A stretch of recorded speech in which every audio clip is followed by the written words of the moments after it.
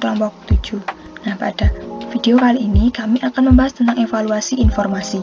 Di zaman yang semakin canggih ini, informasi tumbuh menjadi kebutuhan penting bagi seseorang untuk dipenuhi. Dalam memenuhi kebutuhan informasi, seseorang dapat mencari di internet. Namun, tidak semua informasi yang disajikan di internet merupakan informasi yang benar. Ada kalanya informasi yang ditampilkan di internet merupakan informasi hoax maupun informasi rekaan yang dibuat oleh orang yang tidak bertanggung jawab. Maka dari itu, kita harus mengevaluasi setiap informasi yang kita dapatkan. Evaluasi informasi diperlukan agar kita dapat bijak menggunakan dan menyebarkan informasi. Nah, dalam modul ketiga ini ada 3 poin yang akan kita bahas. Yang pertama adalah mengevaluasi informasi secara instan, yang kedua mengevaluasi artikel di jurnal, dan yang ketiga mengevaluasi hipotesis dari website. Nah, kita akan menuju ke poin pertama, yaitu mengevaluasi informasi secara instan. Nah, sebelum kita mengetahui bagaimana cara mengevaluasi informasi secara instan, kita harus mengetahui terlebih dahulu apa itu definisi informasi. Nah, di sini, menurut Gordon B. Davis tahun 1999 halaman 28 dalam buku Dasar-Dasar Informasi, mendefinisikan informasi dari sudut pandang sistem informasi, yaitu data yang telah diolah menjadi sebuah bentuk yang berarti bagi penerimanya dan bermanfaat dalam mengambil keputusan saat ini atau mendatang. Nah, selanjutnya, terdapat beberapa kriteria yang dapat membantu kita dalam mengevaluasi informasi. Yang pertama adalah kurensi, yaitu berkaitan dengan ketepatan waktu informasi. Nah, di sini ada poin-poin yang merupakan bagian dari kurensi ini. Ada kapankah informasi itu dipublikasikan, apakah informasi yang dipublikasi ini sudah diperbarui, kemudian apakah topik yang dipilih itu membutuhkan informasi terkini, atau apakah sumber yang lama juga bisa berfungsi. Kemudian, apakah tautan dari informasi tersebut berfungsi.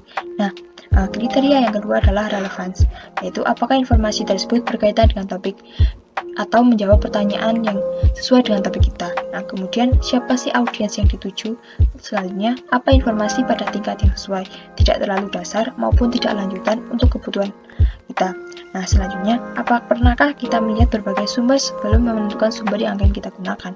Kemudian, apakah kita akan merasa nyaman ketika kita mengutip sumber yang kita dapatkan dalam makalah penelitian?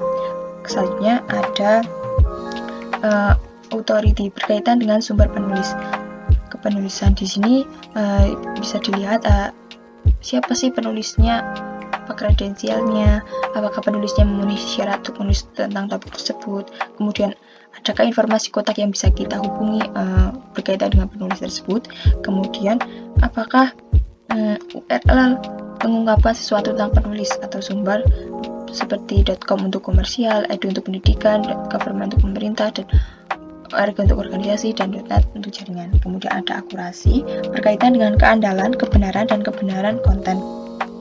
Nah, dari mana sih informasi itu berasal? Apakah informasinya didukung oleh bukti? Apakah informasi telah ditinjau atau direferensikan? Dapatkah kita memverifikasi informasi yang ada di sumber lain atau dari pengetahuan pribadi?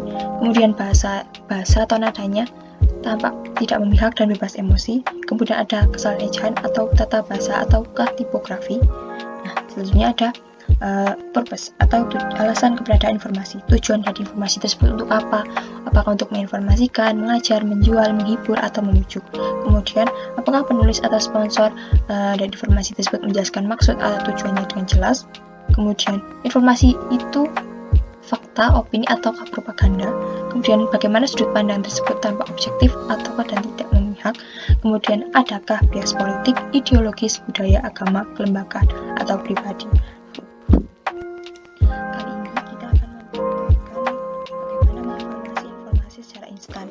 Sebelumnya, kita akan mencari informasi tentang terapi menulis.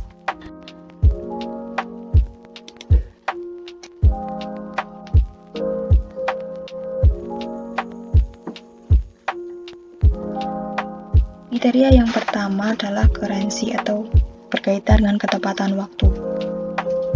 Di sini bisa kita lihat informasi dipublikasikan pada tanggal 26 Mei tahun 2020. Kemudian tentang relevansinya, informasi ini cukup menjawab kata kunci dari kebutuhan informasi yang kita butuhkan tadi. tentang terapi menulis. Di sini dijelaskan gambaran mengapa terapi menulis itu, kemudian alasan harus memilih menulis, kemudian media terbaik untuk menulis, dan lainnya. Selanjutnya adalah tentang sumber informasi. Siapa sih yang membuat tulisan ini? Di sini ada Nur Indah Fitria. Selanjutnya, apakah ada informasi kontak seperti atau alamat email? Di sini website ini merupakan jasa konsultasi, di mana di sini disediakan konsultasi via telepon maupun konsultasi via surel. Nah, selanjutnya URL dari website ini menunjukkan bahwa website ini merupakan milik komersial. Hal ini dikarenakan URL dari website ini merupakan .com, yang mana .com merupakan milik komersial. Nah, selanjutnya alasan keberadaan informasi ini atau purpose-nya adalah memberikan informasi terkait, mengajarkan, serta membujuk. Mengapa? Di sini karena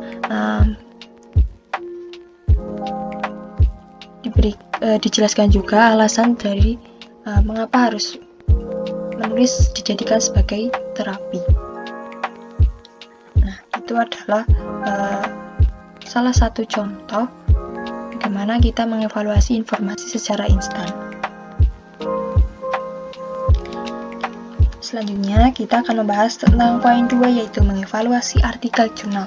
Dalam mengevaluasi artikel jurnal, terdapat beberapa langkah yang bisa kita lakukan. Yang pertama adalah berkaitan dengan peer review. Kita harus melihat apakah artikel jurnal merupakan peer review. Kualitas informasi berbeda-beda, tergantung di mana dipublikasikannya informasi tersebut.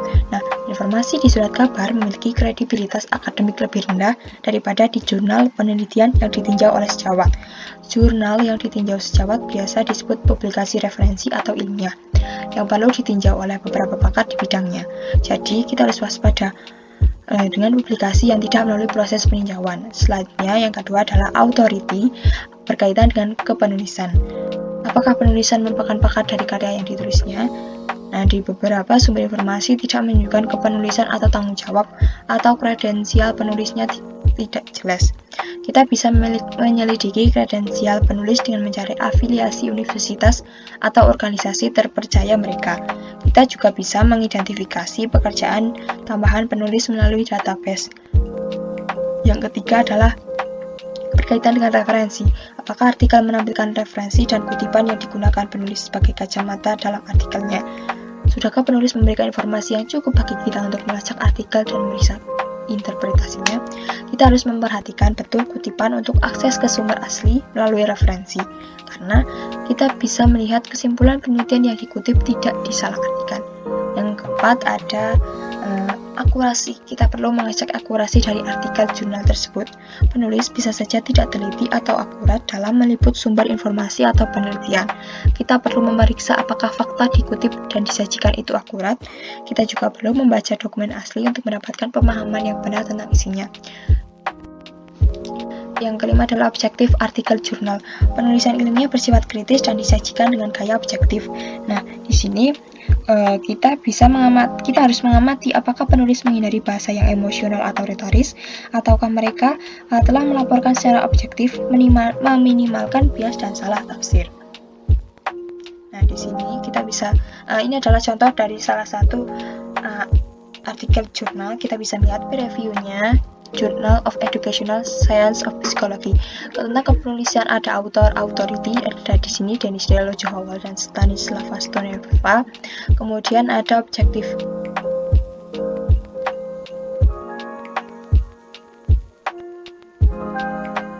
Kemudian ada akurasinya.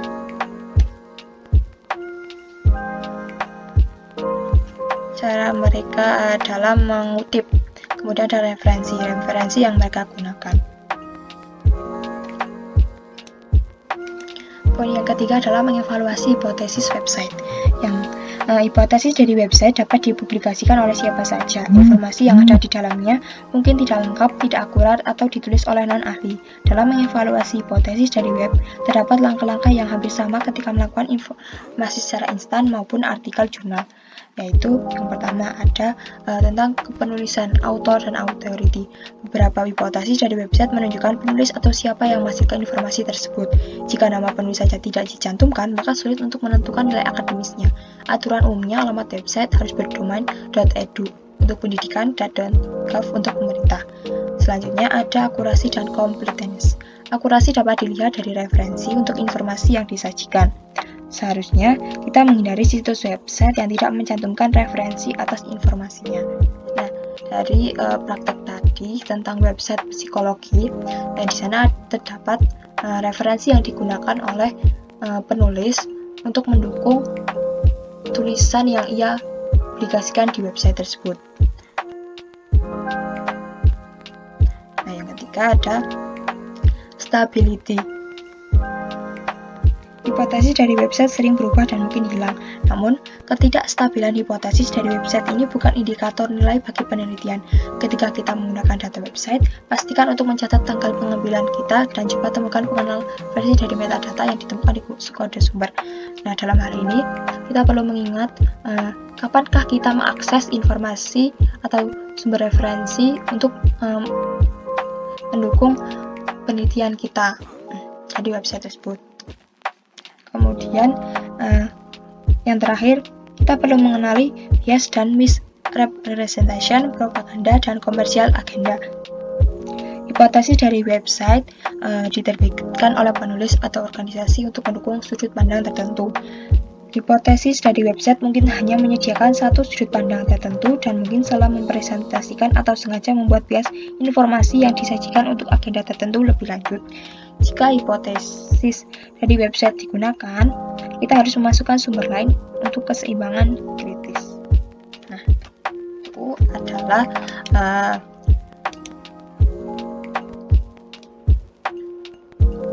poin-poin dari bagaimana kita mengevaluasi informasi.